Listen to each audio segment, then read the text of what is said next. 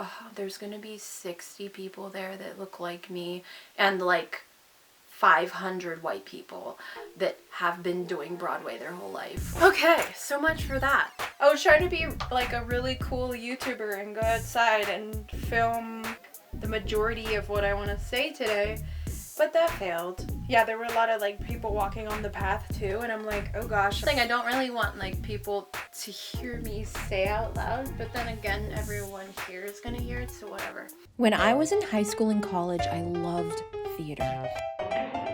I loved the art of theater, the special connections that were created when you were in a show. I loved the discipline you needed to be a performer. But I had no idea how to translate that into the real world. I came from a working class family that valued hard work and a middle class lifestyle, and I had no idea people could do theater for a living. I discovered this in college when I met my college professor who had done that. This was literally the epiphany of my lifetime when I discovered that people could make money doing theater. And you may say, Malia, really? You'd never heard of Broadway before? Yes, I had heard of it, but I had no idea what it was. I never thought about what was inside those buildings in Times Square, and my family was super working class. We never went to the theater. So after college, I pretty much had no idea what I was going to do with my life. All I knew was I was a dramatic arts major, I loved theater and performing, and I still wanted to perform. All of my actor friends were either moving to Los Angeles or New York City, and New York City was where Broadway was, so I took a leap of faith and I moved. Hello, my name is Malia Abayan. This is my first day in the Big Apple. Look how big and ripe the apple is. Today we learned how not to be a tourist. Don't bring luggage on the subway. So I moved to New York actually with a lot of resentment and anger in my heart. And that is pivotal to the reason that I failed. I felt like I was unguided by my parents, and I felt unguided by my professors at my college. And also unguided as someone who grew up being told the lie that you need to go to college to be successful. But that's another video about healing the relationship between baby boomers and millennials. I ended up paying $40,000 for that theater degree, but I don't regret going to Davis. I loved my experience there and I learned so much. But looking back now, I see that as a first generation college student, I didn't have to go through that. I also had resentment that a lot of people I knew in college had been doing theater for a long time, but I had just started, so I felt really behind. So basically, I had all these resentments and I used them as an excuse to just go for it and take the plunge. Also, my mindset was not good moving to New York. I did not feel good enough. I moved with the mindset that I wasn't gonna make it. I didn't feel like my singing voice was good enough, my acting was good enough, or my dancing technique. So I told myself I was moving to New York to make like sort of a conservatory for myself so that I can get better. But this caused a lot of pride and insecurities to come out in me. And I didn't realize it, but it was there the whole time I was in New York. And at the end of my time in New York, it got really bad and I was led by my ego and my pride. I'm just gonna recap on every single year I was in New York, okay? I'm so sorry if this feels like Malia, why do you feel like you have to tell the whole world this? But I'm gonna cry. I feel like I need to say these things out loud, or I feel like I need to see myself in this. There needs to be a circle. I feel like I need to see the line that connects everything, and this is my method of doing it, so I'm so sorry if this is annoying. So anyways, I'm recapping all my years in New York and what happened. So the first year I was there, yeah, I was literally like a scared little child one of my amazing friends let me stay with her the first couple months. Then I got an apartment in Brooklyn, in Bed-Stuy. I thought it was so cool. And then there was like a fire in our apartment and we had to leave. And then I moved to Harlem. And all through this time, I was nannying in Brooklyn. And then I started nannying on the Upper West Side, and that was my money thing. But my passion is I would work at Steps on Broadway during the night shift. I moved to New York to study, to like make a conservatory for myself. And I loved ballet. I loved the technique of ballet. I really got into that in college. So I started the night shift work. I just like took dance all I could, and I learned a lot about dance. But I was still stuck in this I'm preparing mindset. I was never in like, I wasn't ready to like audition yet. I was still like preparing, and I wasn't a good enough singer, and I wasn't a good enough like dancer to go for things. I would go to auditions every once in a while, but I didn't try hard enough. And also, I didn't want to. I'd like look at these playbill, like backstage auditions and just be like, oh, there's gonna be 60 people there that look like me, and like 500 white people that have been doing Broadway their whole life. And that's why you do have to work hard to get to Broadway. At the end of my first year, I was living in Harlem, in my old professor's building, getting a really good rate, but I was in this tiny room. I know that I was in scarcity mindset already. I think I'd already maxed out my credit card, and I was like, you know, living paycheck to paycheck, babysitting. Oh my gosh, I'm talking way too much. Okay, the second year, that was one of my like one audition that I had, and I met the person who created all these songs, and he was so awesome. So I started working for this children's entertainment company, which I was like actually really nervous to sing in front of people, because I still had this like I'm not ready to sing in front of people like mindset.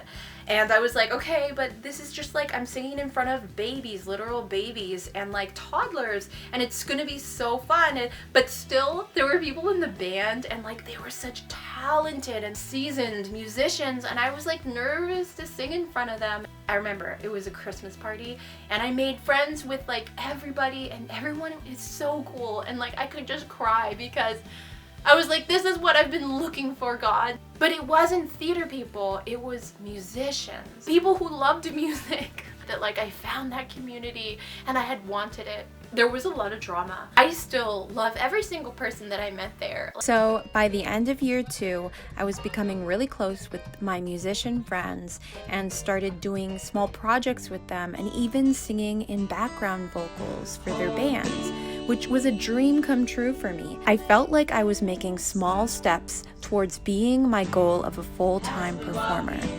Then year 3 comes around. And then I realized, oh shoot, like I love hip hop. I love Beyonce, I love heels dancing. And like Shirlene Quigley was teaching at Broadway Dance Center all the time. So I quit Steps on Broadway and I went to Broadway Dance Center. And this, I was like, whoa, this is where I belong.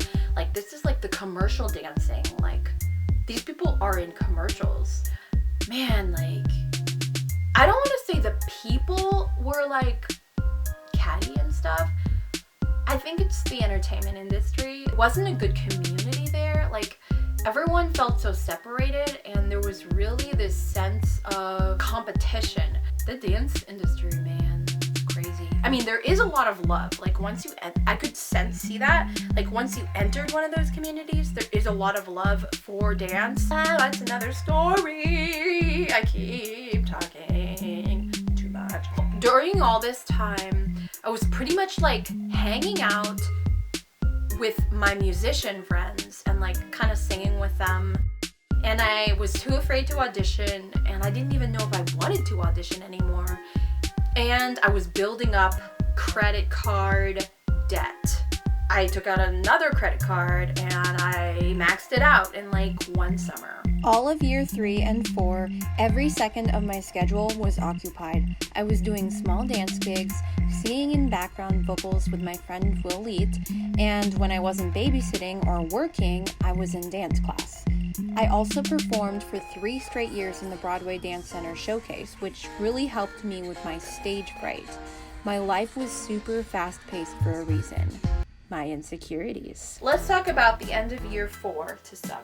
At the end of year 4, I started to meet people who did this show that my like 8-year-old dream show to be in, because when I was 8 I was obsessed with the Spice Girls, and then I started to realize like, wow, I'm actually really good at this. And this is the part of the story where the ego takes hold.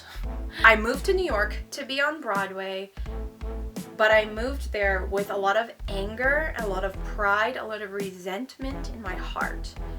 And then I found something that I was good enough to do. It wasn't my dream, and I held on to it for dear life. Like this was the only way I could survive. This is the only way my singer, my performer inside of me can survive. Nobody take it away from me. I just got really caught up in the drama, and I really got caught up in my ego and my pride. This gig for me became like my success. I was like embodying the fame of the entertainment industry. But backing up to high school and college, it was theater that I loved. The community of theater. Have you ever been in a theater class and there's like 20 chairs like in a circle, and like everybody just goes and sits down, and you're wondering like, what are we gonna do today? Like, who am I gonna play with today? And it's such an exciting feeling. Or like knowing that you memorized your lines and like so excited to share your experience of this character with the group. That's the reason I moved to New York, but that is not what ended up happening in New York for me. Somewhere in my whole time of being in New York, I forgot about that. I forgot about that circle, and I started to replace it with what everyone around me was replacing it with or was seeking. And that was like this fame thing. During my 6th year in New York, I actually performed in an off-Broadway production, and I had forgotten what it was like to be in an actual theater show, and it made me realize I had strayed really far from my path. I started to put together a Beyonce show of my own, but my spirit was honestly lost. I had spent so much energy pursuing things that I didn't really want, that I honestly just felt depleted. I felt discouraged and just really lost. So when COVID hit, I decided to come back home. Now it's been almost a year since I've been home in California, and I'm realizing that the fear, the anger, the resentment that I moved to New York with sticked with me the whole time. Broadway isn't an unachievable dream. I saw people make it there while I was there, and I had friends who performed on Broadway. It just wasn't in the cards for me because I didn't give my Broadway dreams a fighting chance. My advice for you is, if you decide to follow your dreams, give your dreams a chance. Be mindful of how you feel while you're pursuing them and why you're doing it in the first place, and hold on to that feeling. And don't get lost by everything that's around you that will pull you away from it. I'm not saying I'm giving up. I'm healing now. And this is the best thing for me. Again, thank you so much for watching my videos. This has been a healing process for me, and I am grateful if me sharing this helps you in any way. Again, thank you so much. I want to say amen.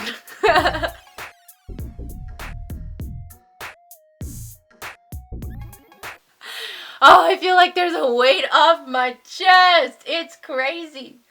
Man, it took me like 30 days to make this video because I would work for 2 hours and then I would just cry and cry and cry. There's a lot to let go